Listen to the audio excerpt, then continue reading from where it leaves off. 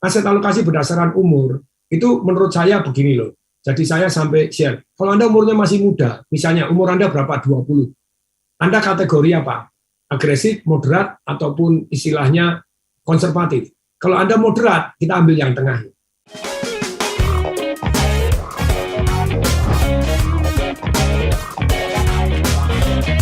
Apakah menaikkan benefit asuransi ya di saat pandemi ini, kalau menurut Patung itu bagian dari kita aset alokasi, melakukan aset alokasi? Nah, saya belum paham yang dimaksudkan menaikkan benefit asuransi itu seperti apa. Tolong diperkuat gitu ya. Mungkin ini yang dimaksudkan menaikkan premi kali ya, Patung. Gantung no, kalau preminya asuransi jiwa ya kan benefitnya pada waktu Anda mati, pewarisnya benefit gitu ya. Kalau asuransi kesehatan benefitnya pada waktu Anda sakit, kalau memang butuh biaya terlalu banyak, nah itu luar biasa. Kalau benefitnya itu misalnya begini, asuransi Anda misalnya baru 1 jutaan kalau sakit, ya padahal perlu sekarang makin lama makin inflasi ya perlu dinaikkan, itu ada benefitnya bagus.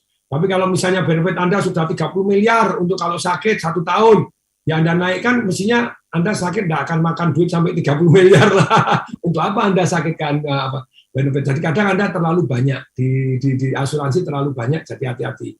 Caranya gimana supaya Anda asuransi bisa lebih wise? Nah, cari agen asuransi saingannya, jadi presentasi dengan yang lain-lain gitu. Jadi Anda akan di-share, Pak ini terlalu banyak, Pak ini kedobelan. Nah, itu cari agen asuransi yang lain, bukan agen asuransi Anda saja, jadi rebalancing. Nah, sekarang saya share dulu ya. Aset alokasi berdasarkan umur, itu menurut saya begini loh. Jadi saya sampai share, kalau Anda umurnya masih muda, misalnya umur Anda berapa, 20, Anda kategori apa? Agresif, moderat, ataupun istilahnya konservatif. Kalau Anda moderat, kita ambil yang tengah. Kalau Anda moderat, Anda umur 20, berarti 20% taruh yang aman. Loh, hanya 20% doang Pak Tong yang taruh aman. Iya, masih muda, boy. Setelah 80% di mana? 40% boleh taruh yang agresif, 40% taruh yang moderat. Masih ingat kan? Berdasarkan umur, Anda dan jenis investasinya. Resiko 2, resiko Anda dan resiko begini. Dan berikutnya, lupa lah kalau saya umur 20, ternyata saya kategori agresif. Terus gimana? Ya, kalau agresif, umur Anda dikurangi 10%, taruh yang aman. Lu aman itu apa? Ya, taruh yang pokoknya enggak bakalan hilang. Anda boleh taruh kepada properti, Anda boleh taruh kepada emas, ada deposito. Ya, kalau menurut saya harus dipisah-pisah. Jadi bukan hanya satu doang. Emas doang ya. Oke. Deposito semua, begitu inflasi daya beli Anda kurang gitu loh ya. Emas semua begitu mau nyairkan pas turun, waduh kok sedih juga, ini rugi kita. Ya damai-damai, makanya aset alokasi tidak boleh hanya di satu tempat, harus beda jenis. Oh. Ya. Nah, beda jenis ya, beda tempat juga ya. beda kelas, beda waktu. Jadi punya duit 30 miliar, semua di saham, enggak. Saham, Pak sudah, Pak 30 miliar, sebagian di properti, sebagian di emas gitu ya. Di saham, sebagian gini. Pak saham saya 10 miliar, Pak boleh nggak? Silakan. Terus langsung Anda beli saham 10 miliar, ya jeblok, itu kurang bagus. Mending ya 1 miliar selama 10 bulan, kemungkinan selamatnya lebih bagus daripada Anda langsung 10 miliar, beda waktu. Oke, saya ulangi ya.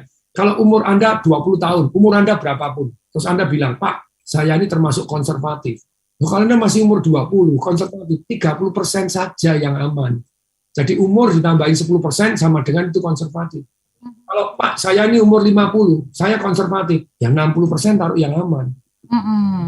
Umur tambah 10% ya, oke. Saya nanya, Pak, moderat itu apa sih Pak tuh? Moderat itu misalnya kalau sama-sama reksadana campuran. Tetap ada yang equity atau reksadana yang saham. Nah kalau yang berisiko apa?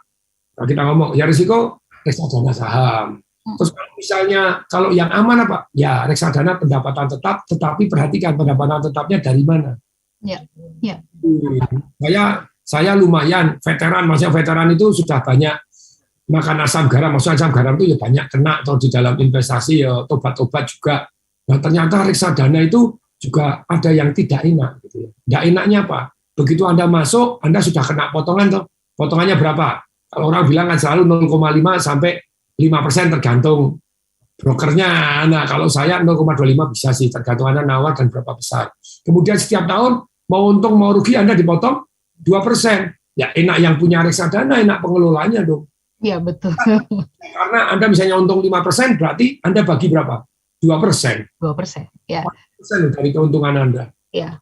Terus sekarang, kalau reksadana di saham apalagi, pertanyaan saya, broker Anda atau fund manager Anda, untungnya waktu apa? Waktu naik atau waktu jual beli?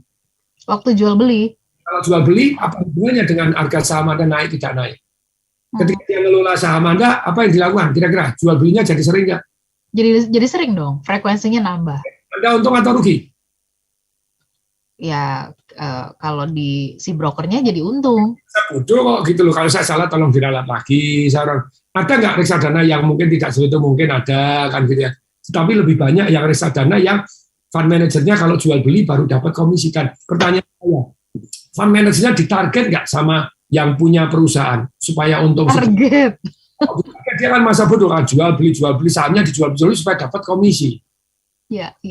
Salah begitu loh ya. Jadi dari pengalaman saya pernah buka satu dari sekuritas, terus kemudian kita lihat, ternyata sebetulnya dana yang diinvestasikan itu untung 30 miliar, tetapi tetap rugi 10 miliar. Kok rugi 10 miliar? Karena biaya penyimpanan, biaya transaksinya 40 miliar. Jadi yang sekuritasnya untung 40 miliar, tapi Andanya rugi 10 miliar. Tobat nggak? Seluruh fundnya yang dikelola. Nah, jadi ya lebih baik Anda belajar sendiri, Anda amatin. Ya pendapatan tetap bisa berisiko nggak? Berisiko nih. Kayak saya pendapatan tetap setiap bulan dibagi income wah lumayan. Tetapi nilai pendapatan tetapnya tobat deh. Maksudnya tobat harganya turun. Jadi bagi saya 7%, tapi kapitalnya turun 19%. Nggak, saya rugi 12%. Jadi artinya sebenarnya tidak ada yang tidak beresiko ya, Patung, dan kita butuh benar-benar mempelajari, jangan semata-mata ya sekedar mempercayakan begitu saja gitu, nggak mau belajar, menimba ilmu begitu. Sedikit untuk mengingatkan tentang aset alokasi ini, Pak Tung, ya supaya langkah strategisnya dapat begitu ya untuk aset alokasi, kita memilihnya tadi sudah berdasarkan dengan umur, apalagi yang Pak Tung perlu ingatkan kepada smart listener. Ya, jadi saya ingatkan ambil tanggung jawab ya. Ambil tanggung jawab, terus belajar dan take action. Jadi belajar itu belajar dari mana saja. Anda bisa belajar dari pengalaman, jadi dari kesalahan. Ya damai-damai saja, kita manusia biasa. Tapi ketika Anda salah, Anda menyalahkan situasi, menyalahkan orang lain, menyalahkan orang yang ngasih tips tadi, lah ya, yang ngasih tips belum tentu rugi. Dia karena Anda tidak punya ilmunya ya, jadi bisa berantakan.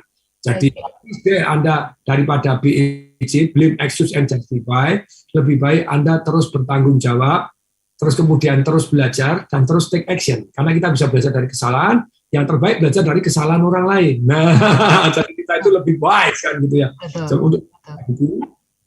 Untuk buku-buku yang memang terkait di bidang yang Anda kepengen investasi, dan termasuk boleh tukar pendapat, termasuk dengan orang yang beda pendapat dengan Anda, beda pendapat dengan apa yang Anda yakini. Kenapa? Karena dengan demikian kita bisa tahu sudut pandangnya orang lain. Kalau Anda yakin 1000% benar, Anda termasuk satu kategori yang namanya halusinasi. Oke,